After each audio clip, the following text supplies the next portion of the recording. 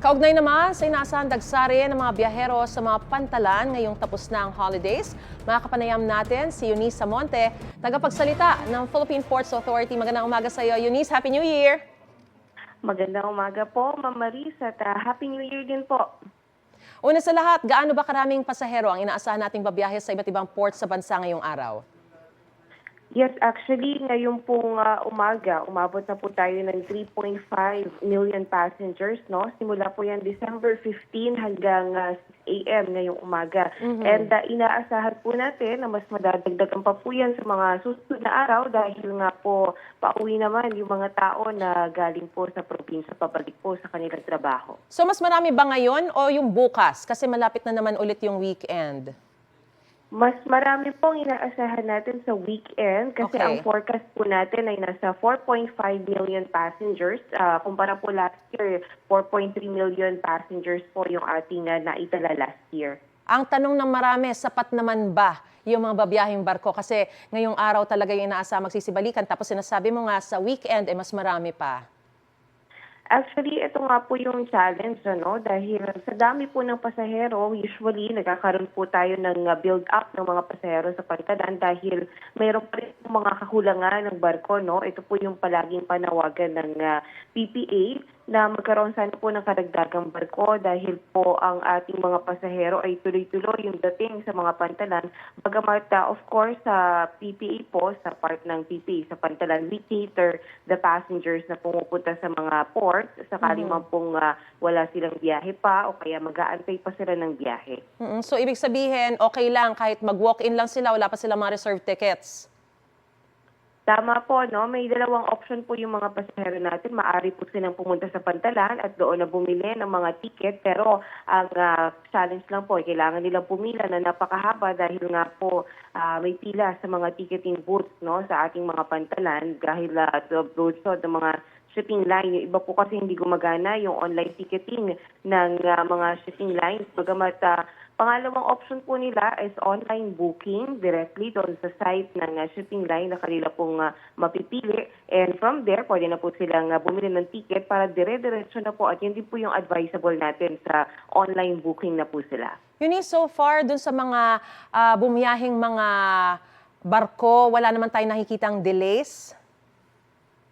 Sa ngayon po, wala pa naman pong delay, bagamat may mga ilan lang po na nag-cancel, no? For example po, sa Masbate, may isang shipping line po na nag-cancel daan due to New Year operation. Bagamat wala naman pong stranded dahil ang maganda pong balita ay na-inform kaagad nila yung mga pasahero, no po? And hindi na rin po pumunta yung mga pasahero sa pantala natin. Meron naman po tayong mga canceled na biyahe din nung Pasko, pero na-inform din po kaagad yung mga pasahero. Yung sinasabi mong sana magdagdag pa ng mga barko, gaano karami at nakausap na ba natin yung mga shipping lines? Magdadagdag nga ba sila? May chance pa ba nga makapagdagdag ng mga biyahe para hindi naman maantala yung mga biyahe ng mga pasahero, lalo na yung magsisibalikan sa kanilang mga trabaho o di kaya ay uuwi sa mga probinsya?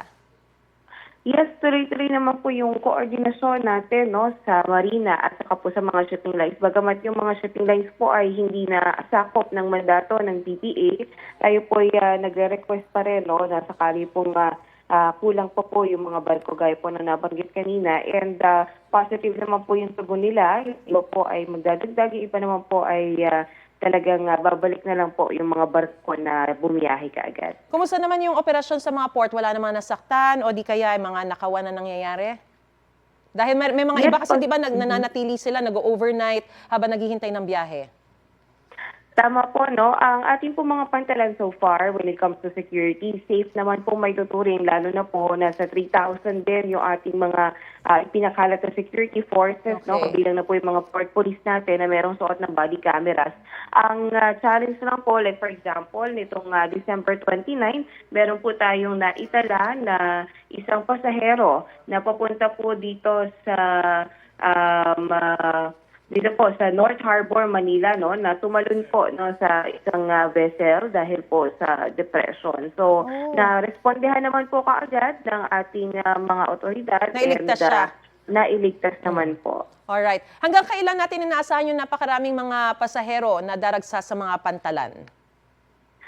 Ang ating pong monitoring no, sa Philippine Ports Authority hanggang January 4 po, tuloy-tuloy pa yung dagsa ng mga pasahero, no? Especially po kasi ngayong Friday at Saturday, ito po yung build-up ng mga tao na babalik na po sa kanilang mga trabaho.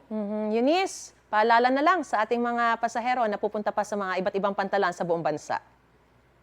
Yes, maraming salamat po no, sa pagkakataon na makapagpaalala pa sa ating mga kababayan, especially sa mga pasahero po natin na pupunta at hahabol pa po no, sa biyahe. Pinakauna, mas maganda po kung naka-online booking na sila dahil lang kapag diretso na po na online booking na po sila, ang kanila pong ticket dala na nila, diretso na po sila sa passenger terminal building, hindi na po kailangan pumila. And pangalawa naman po, sana po ay mas maaga silang pumunta sa mga pantalan, no? Hindi po natin kontrolado yung mga daanan patungo doon sa pantalan. So usually po, nagkakaroon talaga ng delay sa traffic, no? So dire-diretso po yan. And pangatlo, travel light na lang po dahil medyo mahigpit pa rin po ang ating pong security inspection sa mga pantalan. So mas maganda po kung hindi na nila dala yung napakaraming gamit at saka po yung mga appliances para dire-diretso na rin po. Yun lamang po. Alright, maraming salamat. Philippine Ports Authority spokesperson Eunice Samonte. Happy New Year ulit sa'yo. Happy New Year po, Ma'am Maris, at magandang umaga po. Gusto mo bang mauna sa mga balita? Mag-subscribe na sa GMA Integrated News sa YouTube at tumutok sa unang balita.